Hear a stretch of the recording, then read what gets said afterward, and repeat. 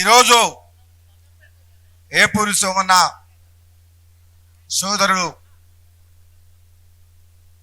రచించిన పాటలు 25 సంవత్సరాలు పురస్కరించుకొని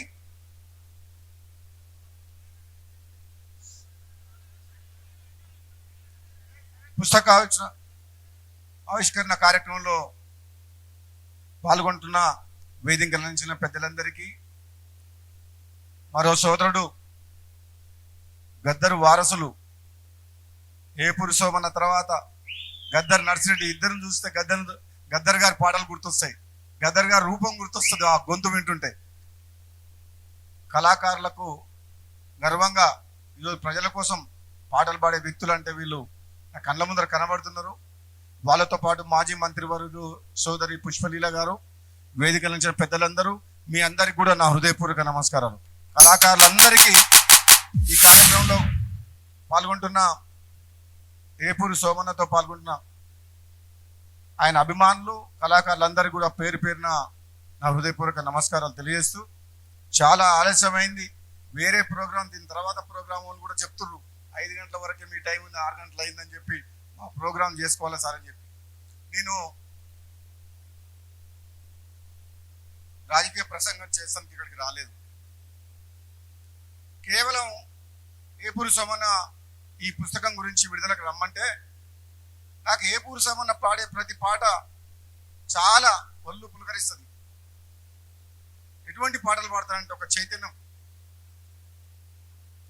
ఆ పాటలు అన్నిటికంటే నచ్చింది పాట ఏంటంటే, ఎవడి పాలయ్యింద్రో ఈ తెలంగాణ. నిజంగా అది ఇప్పటికి కూడా ఒక్కసారి గుండె మీద చేసుకొని ఆలోచిస్తే, ఎవడి పాలయ్యిందిరా తెలంగాణ, తెలంగాణ కోసం ఆత్మ బలిదానం చేసిన అమరవీరుల ఆత్మ ఏడుస్తుండొచ్చు, బాధపడుతుండొచ్చు. ఎందుకంటే ఆనాడు ఈనాడు తెలంగాణ వచ్చిన తర్వాత కూడా అభివృద్ధి పేరు మీద లక్షల కోట్ల అప్పులు చేసి మళ్ళీ అదే ఆంధ్ర కాంట్రాక్టర్లు దోసుకుంటుంది తెలంగాణని. ఎవడి పాలైందిరా తెలంగాణ. తెలంగాణ వచ్చిన తర్వాత ఎవరు బాగుపడతారంటే, నిజంగా తెలంగాణలో ఉన్న పేద ప్రజలకు న్యాయం జరగలేదు. అందుకనే ఆ పాట వింటందుకే ఇక్కడికి వచ్చిన. ఆ పాట అంటే నాకు ఇష్టం. ఎవరి కోసం తెలంగాణ వచ్చింది, ఎవరి కోసం మనం ఉద్యమం చేసిండ్రు. ఆనాడు కళాకారులు లేందే ఈ తెలంగాణ కళ సాకారం అయిందా? ఈ తెలంగాణ ప్రజల్ని దేవుడిచ్చిన గొంతుతో, వాళ్ళ పాటలతో ఆటలాడి ప్రజల్ని చైతన్యవంతులను చేసి ఈ తెలంగాణ సాధనలో కీలక పాత్ర పోషించింది కళాకారులు కాదా? అటువంటి కళాకారులే మన కళ్ళ ముందు ఉన్న ఏపూరి సోమన్నే అడుగుతున్నాడు, ఎవరి పాలైంది తెలంగాణ అని చెప్పేసి. నిజమైన ఉద్యమకారులు ఇప్పుడు ఎవరన్నా తెలంగాణ ఉద్యమ ఫలితాలు తెలంగాణ వచ్చిన తర్వాత బాగుపడ్డారా? లేదు, న్యాయం జరగలేదు. తెలంగాణకు ఉద్యమానికి సంబంధం లేనోళ్ళు, కాంగ్రెస్ పార్టీకి సంబంధం లేనోళ్ళు ఆంధ్ర పాలకుల మోకాల చేతులు దాకి నీళ్ళు దాకేటోళ్ళే మళ్ళీ ఇప్పుడు తెలంగాణలో ఉన్నారు. నిజం కాదా ఇది? నిజం కాదా? పార్టీలు వేరైనా రాజగోపాల్ రెడ్డి అనే వ్యక్తి ఉన్నట్టు మాట్లాడతాడు. మీ అందరికి తెలుసు. ఏనాడు కూడా నేను భయపడలేదు. ఆనాడు కేసీఆర్ ప్రభుత్వం కూడా ప్రశ్నించే గొంతు లేకుండా ప్రజాస్వామ్యాన్ని కూలి చేసే విధంగా ప్రతిపక్షం లేకుండా చేస్తే 2018లో ఒక శాసనసభ్యులుగా నేను రాజీనామా చేస్తే నన్ను ఓడగొట్టాలంటే మొత్తం ప్రభుత్వం 100 మంది ఎమ్మెల్యేలు మునుగోడుకు వచ్చింది. అది నా రక్తం. అది ఎప్పుడు ప్రజల పక్షాన మీరెట్లా పాడుతుంటారో, ఎప్పుడెప్పుడైతే పేదలకు అన్యాయం జరుగుతుంటుందో, దోపిడీ జరుగుతుంటుందో, ప్రజల పక్షాన ప్రజాస్వామ్యాన్ని రక్షించేందుకు మీ వెంట రాజన్న ఉన్నాడు. నేను ఈరోజు మాటిస్తున్నా, ఈ కళాకారుల కార్యక్రమంలో, సోమన్న కార్యక్రమంలో తెలంగాణ కోసం పాటుపడిన కళాకారులారా, మీ అందరికి మాటిస్తున్నా, రాజన్న మీ వెంట ఉంటాడు. ప్రాణం ఉన్నంత వరకు తెలంగాణలో ఉన్న కళాకారులను కంటికి రెప్పగల కాపాడుకుంటాడని చెప్పి నేను సోమన్న రాజగోపాల్ రెడ్డి మాటిస్తే వెనుక గోడు. ఒకటే ఉదాహరణ చెప్తా. 2018లో ఢిల్లీకి పోయినా మా ఎమ్మెల్యే చిరుమర్తి లింగయ్య బదులు ఇంకోరు టికెట్ ఇస్తారన్నారు. నేను హైకమాండ్కు డైరెక్ట్ చెప్పిన, చిరుమర్తి లింగయ్య టికెట్ ఇవ్వకపోతే నాకు కూడా వద్దు, మునుగోడు నుంచి పోటీ చేయ అని చెప్పిన. అంటే ఒక దళితుని కోసం తన తీరు త్యాగం చేసి ఇస్తారా ఈయన్ని, ఆయనకి ఇస్తే నాకు ఈయన లేకపోతే నాకు కూడా వద్దు అని చెప్పిన దెబ్బకే ఆయన సోమన్న చెప్తున్నా. సోమన్న ఈ చేతులతో ఎంతో మంది ఎంతో మందికి అన్నం పెట్టిన, ఎంతో కుటుంబాలు నిలబెట్టిన, ఎన్నో ప్రాణాలు కాపాడిన, ఎంతో మంది ఉద్యోగాలు ఇప్పించిన, ఎంతో మందిని చదివించిన, ఎంతో మంది పెళ్లిళ్ళు చేసిన, ఆఖరికి ఎంతో మంది నాయకులను కూడా తయారు చేసిన. కానీ చేతులు మంచిగా ఏమో ఎవరిని చేసినా కానీ న్యాయమంటూ ఉండలేడు. నిజంగా చెప్తున్నా, నేను చేసిన వాళ్ళు బాగుపడుతున్నారు కానీ నాకు మాత్రం మంచి జరుగుతుంది. అంటే నాకేమి ఇవ్వని అడుగుతలేను, నేను మళ్ళీ సాయం చేసినందుకు మీది మీద నెత్తినేసుకొని మీ బరువు బాధ్యతలు వేసుకొని బహుజనుల పక్షాన బహుజనుల నాయకత్వాన్ని కాపాడుతందుకు వాళ్ళని ప్రోత్సహించి అన్ని రకాలుగా అండదండలని గెలిపించినందుకు కృతజ్ఞత ఉంటే చాలు అని అంటున్నా. నాకేం అవసరం లేదు అంటున్నా. మళ్ళీ నాకు తిరిగి ఇవ్వాల్సిన అవసరం లేదు. నేను ఎప్పుడు కూడా దేవుణ్ణి ఇట్లా ఉండా నా చెయ్యి ఇట్లుండాలని కోరుకోలేదు. నేను ఎప్పుడు కోరుకునే దేవుని మొక్కునే నా చెయ్యి ఇట్లుండాలని కోరుకుంటాను. ఇవి అడుక్కునే చేతులు కావు, అన్నం పెట్టే చేతులు, కాపాడే చేతులు, కన్నీళ్లు తుడిచే చేతులు, కానీ అడుక్కునే చేతులు కావున్నాయి. అందుకనే చెప్తున్నా, ఈరోజు సోమన్న బయడుస్తుంటే నాకు కూడా బాధ అనిపించింది.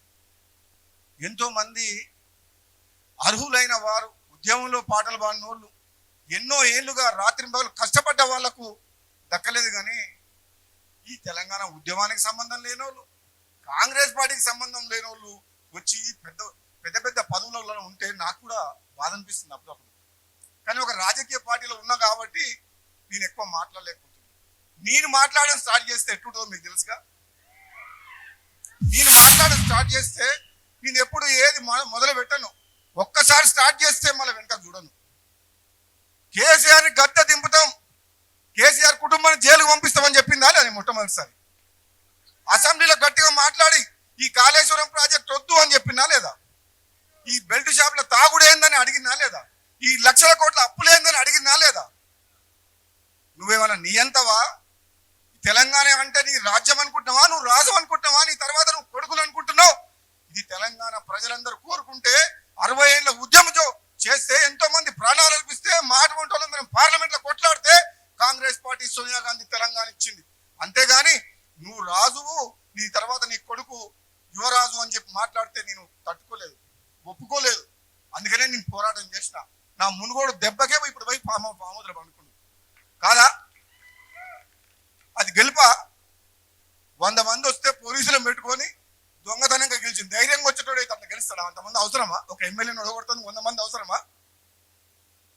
నేను చెప్తున్నా సోమన్న, నీ వెంట నేనుంటా. నేను అన్ని పదవులు చూసిన, ఎమ్మెల్యే అయినా, ఎంపీ అయినా, ఎమ్మెల్సీ అయినా. నాకు మీలాంటి వాళ్ళని కాపాడాలి, మీలాంటి నాయకత్వాన్ని ప్రోత్సహించాలి, మీలాంటి కళాకారులు కూడా చట్టసభల్లోకి అడుగు పెట్టాలి, ప్రజల పక్షాన పోరాటం చేయాలి, పేద ప్రజలకు అండగా ఉండాలి. అదే కదా మనం సామాజిక తెలంగాణ కోరుకుంది. మన తెలంగాణ ఉద్యమం నడిచిందే తెలంగాణ ప్రజల యొక్క ఆత్మ గౌరవం కోసం, ఆస్తుల కోసం, డబ్బుల కోసం, పదవుల కోసం కాదు, ఆత్మ గౌరవ నినాదం కోసం తెలంగాణ. మీరు ఎవరు కాలు మొక్కాల్సిన అవసరం లేదు, ఎవరికి వంగొంగి దండాలు పెట్టాల్సిన అవసరం లేదు, గులాంగిరి చేయాల్సిన అవసరం లేదు. మీ హక్కు. మీరు కళాకారులుగా చట్టసభల్లో అడుగు పెట్టాల్సిన అవసరం ఉంది, తప్పకుండా రావాలి. నేను చెప్తున్నా, రాబోయే రోజుల్లో ఏదో ఒక నియోజకవర్గం నుంచి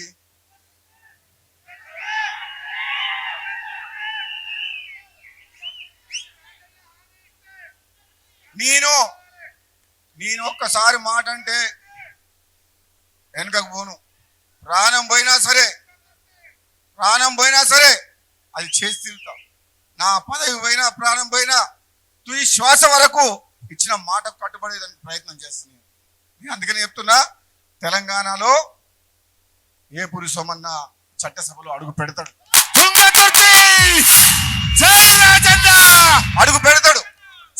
అడుగు పెట్టాల్సిన అవసరం ఉంది. కులం పేరు చెప్పుకొని, మతం పేరు చెప్పుకొని ఎన్నికైన తర్వాత వసూలు రాజాగా మారిన వ్యక్తుల్ని తరిమి కొట్టాల్సిన అవసరం ఉంది. ఏమనంటే నా కులం నేను తిడతావా అని అంటావు. మంచి పనులు చేసేటప్పుడే తిట్టం కానీ చెడ్డ పనులు చేస్తే అవినీతి చేస్తే ఏ కులం వాళ్ళని తిట్టాలన్నా వద్దా? నిజాయితీ పనులు కావాలి అన్ని కులాల వాళ్ళు. తప్పుడు పనులు చేసుకుంటే కులాన్ని వాడుకోవడం మంచిది కాదు. ధర్మం న్యాయం అన్ని కులాలకు ఒకటే ఉంటది. మానవత్వం ఉండాలి, నిజాయితీగా పనిచేయాలి. ప్రజలు ఓటేసి గెలిపిస్తే వాళ్ళకి అండగా ఉండాలి, కానీ అహంకారం అనొద్దు, అహంకారం ఉండొద్దు. పదవి అనేది బాధ్యత కానీ కిరీటం కాదు. ఇప్పుడున్న నాయకులు చాలా మంది గెలిచే వరకు ఒక తీరుగా, గెలిచిన తెల్లారే వాళ్ళ స్టైల్ మారిపోతుంది. ఎక్కడికి వెళ్ళి వస్తున్నాయో పెద్ద పెద్ద కార్లు. అప్పటిదాకా నీతివంతులా సత్యహరిశ్చంద్రులాగా మాట్లాడుతున్నారు. గెలిచిన తెల్లారే ప్లేట్ ఫిరాయిస్తున్నారు. నేను ఎంతో మంది ఎమ్మెల్యేలకు సాయం చేసిన గెలుపు కోసం, టికెట్ల కోసం. నిజాయితీగా ఉంటున్నా, కానీ నా ఎమ్మడు ఎవరు ఎమ్మెల్యే ఉండరు. ఒక్కనే ఉంటా. సీఎం ఎక్కడి పోయినా ఒక్కనే పోతా. ఈ అవినీతి ఎమ్మెల్యేలని, ఈ డిపాజిట్ రాని ఎమ్మెల్యేలని వెంట పెట్టుకొని పోవాల్సిన నాకు అవసరం లేదు. ఎందుకంటే నా వెంట ప్రజలు ఉన్నారు. ఈ మాసిపోయిన ఎమ్మెల్యే నాకు అవసరం లేదు. ఎంతసేపు డబ్బు డబ్బు డబ్బు, పదవి పదవి పదవి. గెలిపించిన ప్రజలు గాలి కొదిలేసి అధికారం ఉన్న దగ్గర పోయి కాలు మొక్కి దండం పెట్టి పవర్ పాలిటిక్స్. రాజగోపాల్ రెడ్డి మరి ఎవరైనా ఎమ్మెల్యే ఉండరా తెలంగాణలో? ఉండరు. అధికారం చుట్టి వాళ్ళు తిరుగుతుంటారు. అవునా కాదా? నిజమా కాదా? గెలిచిన తర్వాత అంతే. సోమన్ అందుకనే ఏమంటున్నా, నా చేతులు ఇతరులకు మంచి కానీ నాకు మంచి కావు. నేను నిజంగా చెప్తున్నా. ఎంతమందికి సాయం చేసిన నాకే చదువు. ఎమ్మెల్యేలుగా ఎంపీలుగా పోటీ చేసిన వాళ్ళకు టికెట్లకు కానీ కోట్ల రూపాయలు ఇచ్చిన, నామినేషన్ చేసేందుకు పైసలు లేవంటే కూడా నేను పైసలు ఇచ్చి పంపిస్తే నా పైసలతోనే నామినేషన్ ఇస్తే గెలిచిన వాళ్ళు కూడా ఉన్నారు. ఎమ్మెల్యేలు ఎంపీలు ఉన్నారు. కానీ తీరా ఎవరన్నా పిలిస్తే వస్తారా అంటే ఎవరు లేరు. అధికారం ఎక్కడుందో అక్కడికే పోతారు వాళ్ళు. ఇది ఇప్పుడున్న ప్రస్తుత పరిస్థితి రాజకీయం. అవునా కాదా? అందుకనే ప్రజల్లో చైతన్యం రావాలి. రాజకీయాలు మార్పు దిశగా అడుగులు వేయాలంటే రాజగోపాల్ రెడ్డి ఎంబడి సోమన్ అటువంటి నడవాలి. రాష్ట్ర రాజకీయాలను మార్చే శక్తి, శాసించే శక్తి కూడా మాకుంది. మాకున్న బలం ఏంటంటే ఈ గుండెల్లో నిజాయితీ ఉంది. ఎంతమంది వస్తారో రాండ్రి, ఎంతమంది ఎన్ని పైసలు తీసుకొని ఎన్ని సంచులు తీసుకొని వస్తారో రాండ్రి. రాబోయే రోజుల్లో ఉద్యమంలో ఉన్నోళ్ళు, నిజాయితీ పరులు, యువకులు శాసనసభలో అడుగు పెడతారు. తెలంగాణ రాజకీయాల్ని కూడా తమిళనాడు మాదిరిగా మార్చేస్తాం. అధికారాన్ని అడ్డం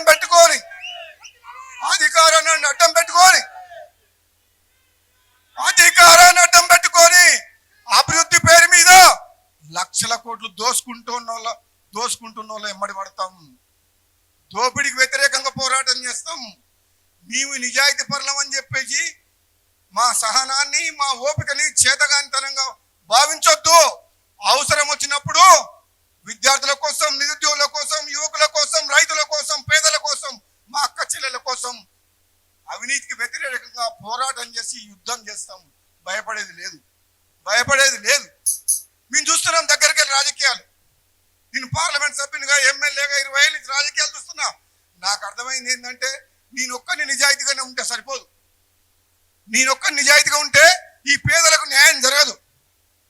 నేను అవినీతి వ్యతిరేకంగా, దుర్మార్గులకు వ్యతిరేకంగా పోరాటం చేసినప్పుడే ఈ పేదలకు న్యాయం జరుగుతుంది. ఇన్నేళ్ళు సహనంతో ఉన్నా, ఇప్పుడుగా పోరాటం చేయాల్సిన సమయం దగ్గరకు వచ్చింది. నువ్వు గజ్జగట్టు, నేను రుమాలు కడతా. నువ్వు గజ్జగట్టు, రుమాలు కడతా. ప్రజలకు పోదాం. నిజంగా తెలంగాణ వచ్చిన పేదల బతుకులు మారినాయా? ఉన్నోడేమో 100 రెట్లు 1000 రెట్లు పెరిగిపోయిండు, లేనోడేమో కొంప కూడా వస్తుంది. వానికి 5 లక్షలు ఇస్తేందుకు 500 రూల్స్ పెట్టిర్రు.